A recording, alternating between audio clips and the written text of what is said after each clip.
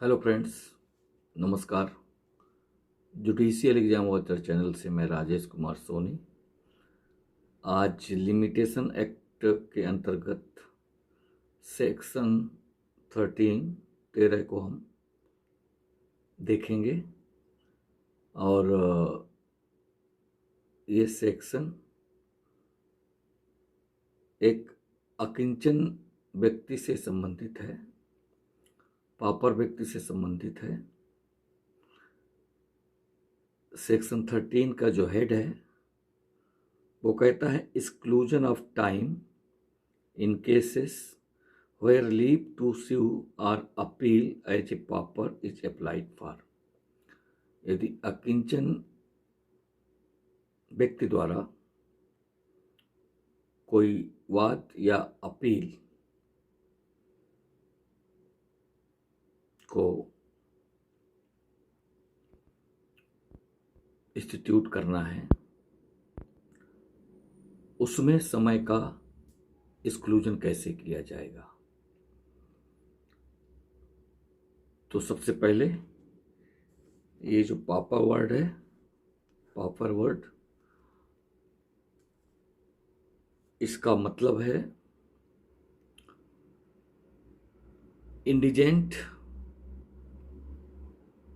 और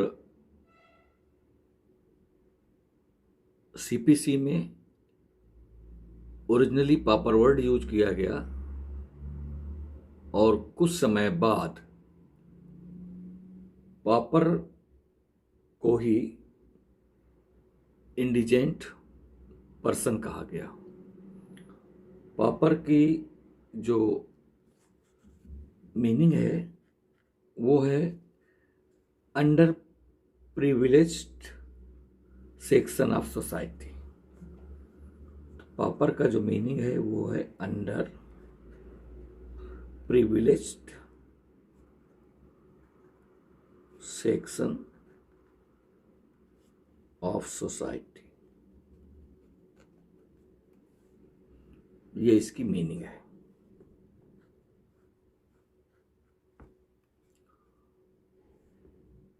और इस सेक्शन ऑफ सोसाइटी के लोगों को ये माना गया कि ये इंडिजेंट होते हैं, अकिंचन होते हैं, बहुत पुअर होते हैं। तो ये पापर वर्ड का मतलब रहा। कभी कभी बहुत ही समान रूप से इंटरव्यू में पापर मीन्स पूछ लिया जाता है कि पापर वर्ड से आप क्या समझते हैं या इसका मीनिंग क्या है। यह पापर वर्ड किसके लिए यूज किया जाता है, जैसे भी स्थिति हो, तो आपका आंसर रहेगा under privileged section of society को हम पापर कहते हैं। और हम ये भी कह सकते हैं कि इस सेक्शन से संबंधित लोगों को इंडिजेंट कहते हैं, इंडिजेंट पर्सन कहते हैं। तो ये तो पापर वर्ड का मतलब हो गया। अब हम इस पापर को या इंडिजेंट को सीपीसी के ऑर्डर 33 में भी पढ़ते हैं, जहां पर बताया गया है कि इंडिजेंट कौन है, उसके द्वारा जो वाद लाया जाएगा उसके रूल्स को वहाँ डिस्कस किया गया है। सीपीसी के ऑर्डर 33 में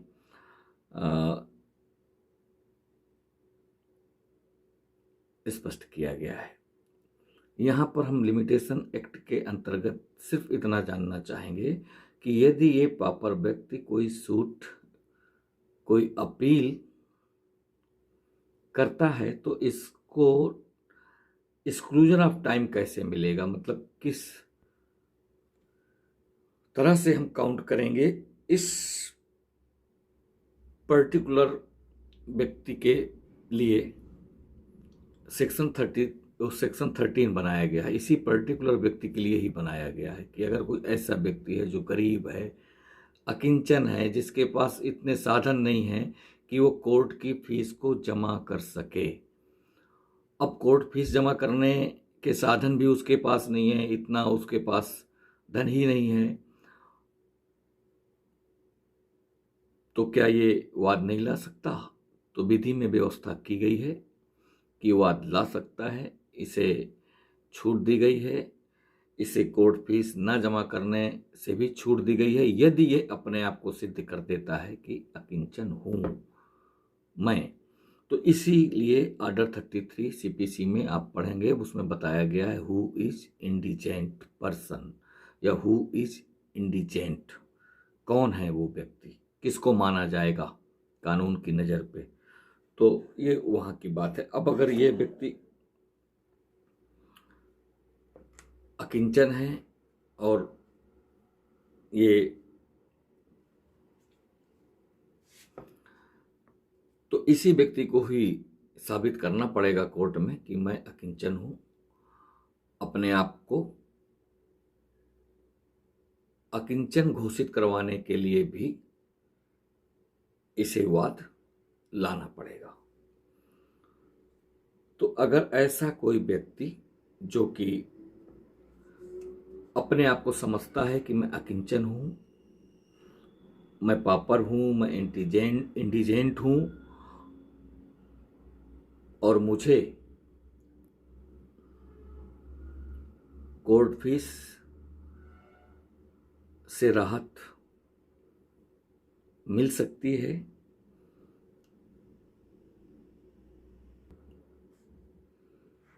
तो ऐसा पापर व्यक्ति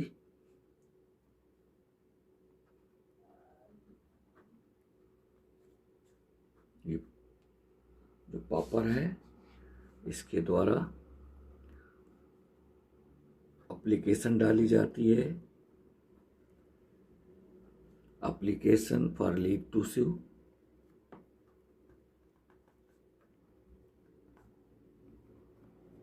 या फिर अपील एज ए पॉपर डालता है।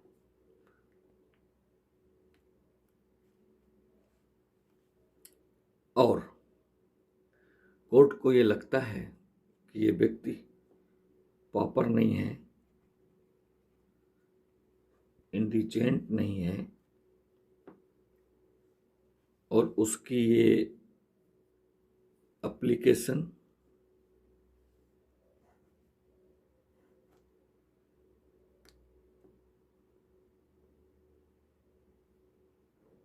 रिजेक्ट हो जाती है।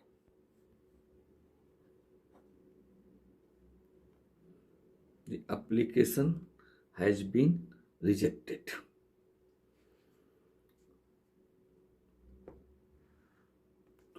ये एप्लीकेशन यदि रिजेक्ट कर दी जाती है तो इस कार्यवाही में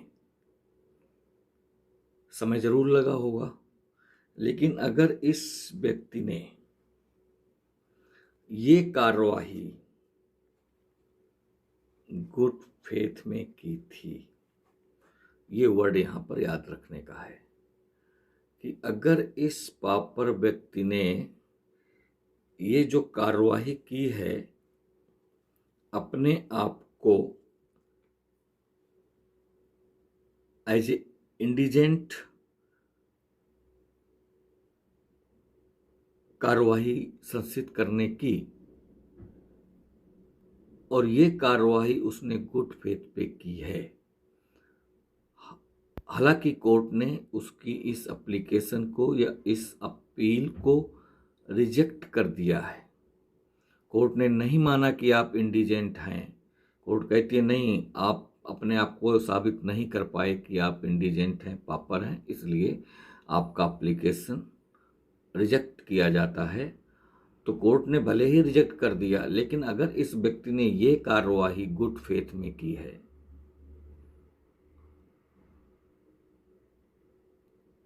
तो ये जो गुड फेथ में की गई कार्यवाही में जो टाइम लगा है,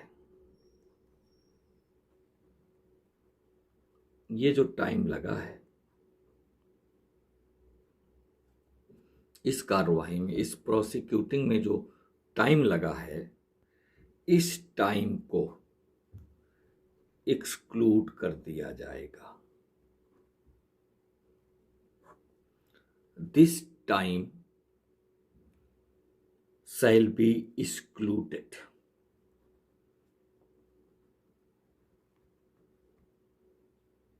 इस टाइम को एक्सक्लूड कर दिया जाएगा, सेक्शन 13 ये बताता है। और इसके साथ साथ ये भी कहता है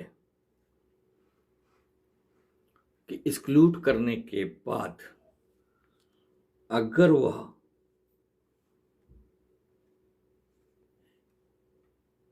परसीमा अवधि के अंदर कोर्ट फीस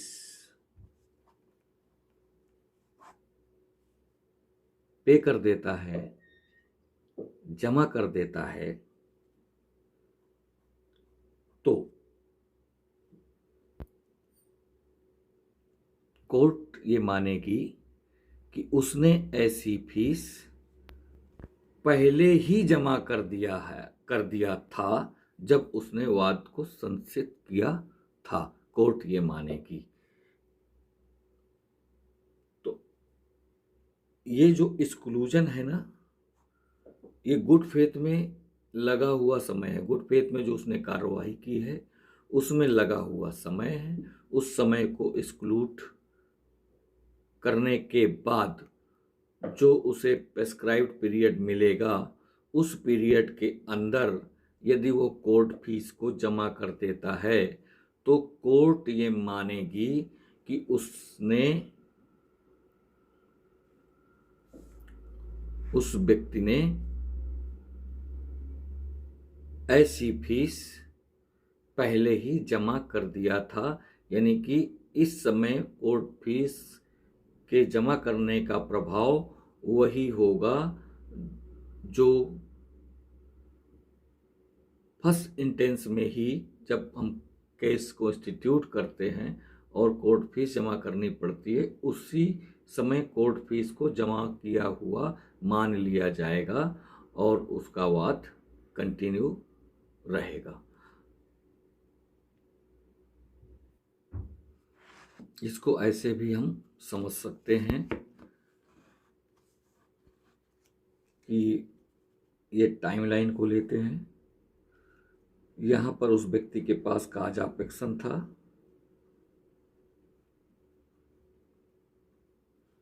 ये व्यक्ति पॉपर है, इसने जो भी इसके पास समय सीमा है, मान लीजिए कि 1 वर्ष, ये जो काज अपेक्शन है जिस लिए है, जिस नेचर का है, उसके लिए जो टाइम पीरियड है वो 1 ईयर है। लिमिटेशन पीरियड 1 ईयर है। काज अपेक्शन उसे आज मिला, वो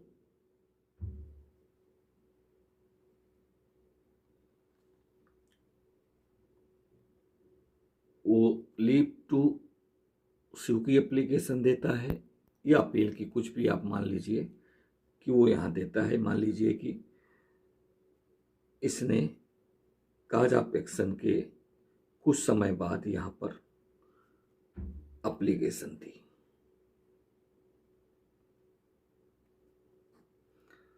हम यहाँ पर इसको फॉर्मा पॉपरिस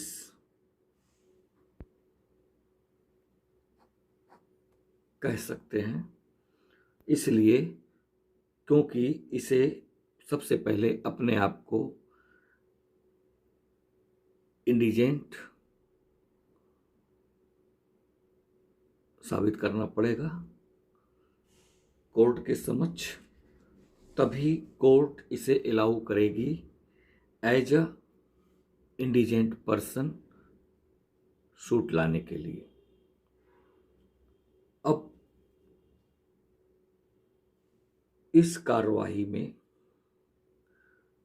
ये कार्यवाही चलती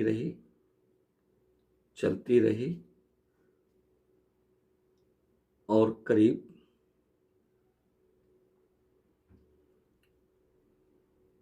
6 महीने यहाँ पर इसको, या 7 महीने मान लीजिए, यहाँ से लगा करके यहाँ तक 7 मंथ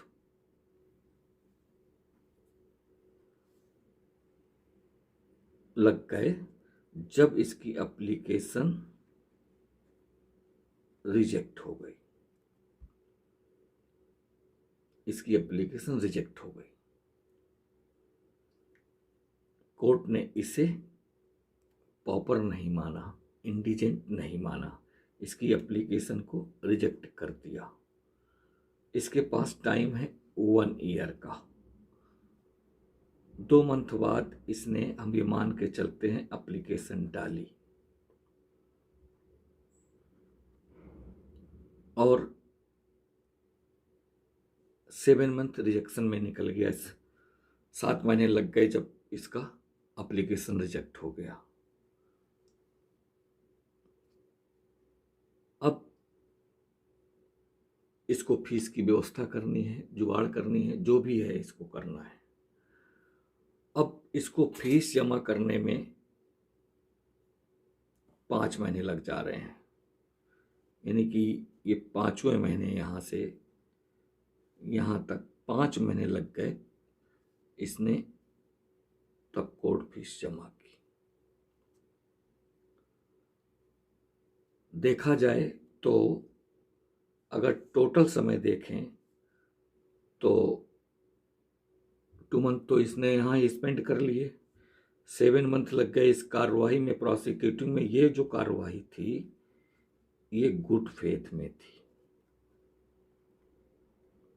गुड फेथ में थी, और इसमें लग गए 7 मंथ। तो 9 मंथ तो यहाँ पर हो गए हमारे पास। इसके बाद इससे 5 महीने लग गए जब 5वें महीने में इसने यहाँ कोर्ट फीस जमा कर दी, तो टोटल तो 14 महीने हो गए।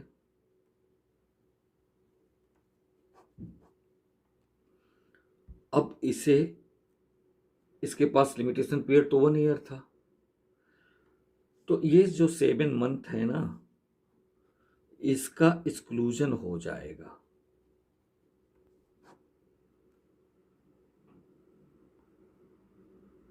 ये इसने कार्रवाई गुड फेथ में की थी और इसकी एप्लीकेशन रिजेक्ट हो गई। अब इसे फीस जमा करनी पड़ेगी। तो देखा जाए तो इसने कोर्ट फीस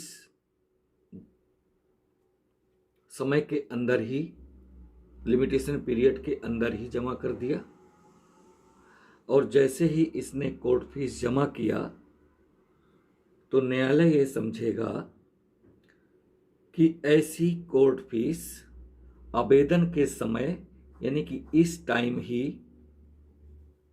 पे कर दी गई थी।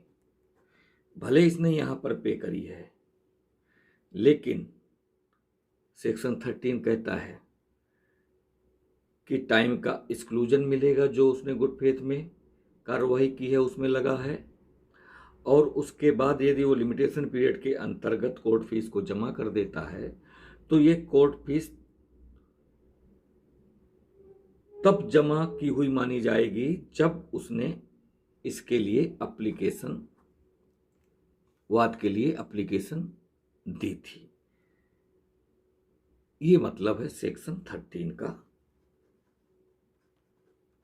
जो लिमिटेशन एक्ट के अंतर्गत बताया गया है। तो कुल मिलाकर के सेक्शन 13 स्पेशली एक इंडिजेंट पर्सन या पापर के लिए, पापर वो लोग हैं जो under privilege section of society हैं, उन लोगों को लागू होती है। और यदि ऐसे व्यक्तियों का एप्लीकेशन इसलिए खारिज कर दिया जाता है कि वो अपने आप को इंडिजेंट साबित नहीं कर पाए हैं कोर्ट के समक्ष, या कोर्ट उनको इंडिजेंट नहीं मानता है, उन्होंने जो भी अपने बिहाफ में तथ्य दिए हैं उनके अनुसार, और उनका एप्लीकेशन रिजेक्ट कर दिया जाता है, तो ऐसे ऐसी कार्यवाही में जितना भी समय लगता है उस समय को लिमिटेशन पीरियड से एक्सक्लूड कर दिया जाएगा और उनको एक प्रिस्क्राइब्ड पीरियड मिल जाएगा। उस प्रिस्क्राइब्ड पीरियड के अंदर यदि वह व्यक्ति कोर्ट फीस को जमा कर देता है तो कोर्ट ये समझेगी कि उसने ऐसी फीस तभी जमा कर दिया था जब उसने ऐसी एप्लीकेशन दी थी। तो ये है exclusion of time in cases where leave to sue और appeal as a proper is applied for. तो सेक्शन 13 के अंतर्गत जो भी खास है वो इस वीडियो में बताने की मैंने कोशिश की है।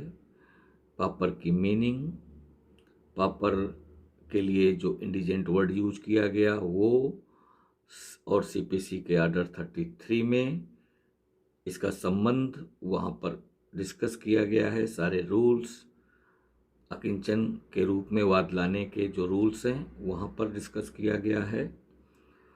और इंडिजेंट कौन होगा कौन नहीं होगा इस पर भी सीपीसी के आर्डर 33 के रूल्स में आर्डर 33 में ही डिस्कस किया गया है।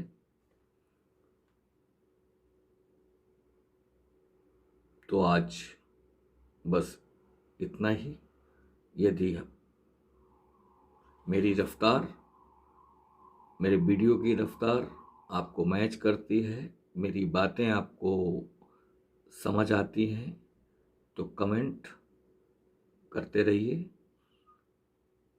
वीडियो देखते रहिए। धन्यवाद।